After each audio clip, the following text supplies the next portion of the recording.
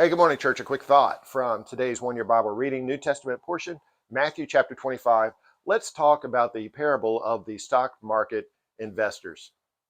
Now, it's not really the stock market investors, but there was a master who had three servants, and he gave each of them differing amounts of money according to their abilities. And then he went away on a long trip. And when he came back, two of the servants had invested that money and gave him a return on investment, really 100%, if I'm doing the math right. And one of them was so afraid of his master, he had buried the money in the ground and just gave him back his principal, with not even with any interest. So you know what happened.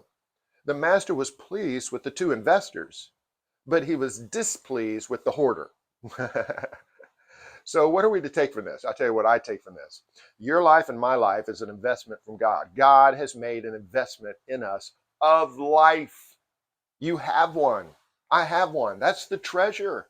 That's the money. That's the silver. That's the gold. That's the currency. It's our lives. And one thing we can tell from this parable is that God has an expectation of ROI, return on investment. God expects us to do something with our lives that gives him a return on our investment. What are you doing? And what am I doing with my life, with every precious day, week, month, year, every precious minute? How am I using it?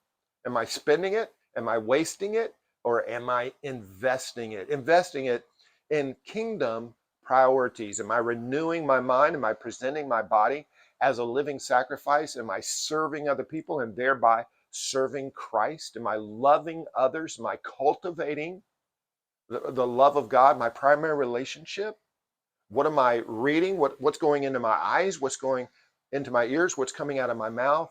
All of that either contributes to the return on investment to God or detracts and subtracts from that investment. That's the way we want to think about our lives. That's what I'm thinking today. And remember, what we think about God is the most important thing about us. The one who buried the money in the ground, his concept of God was that God was mean, God was harsh, God was a bully, God was bad. And therefore, he lived his life in a certain way. The others knew that their master, who is representative of God, loving, kind, gracious, and would reward them someday.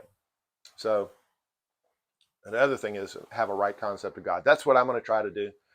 My fellow investors, God loves you, and so do I.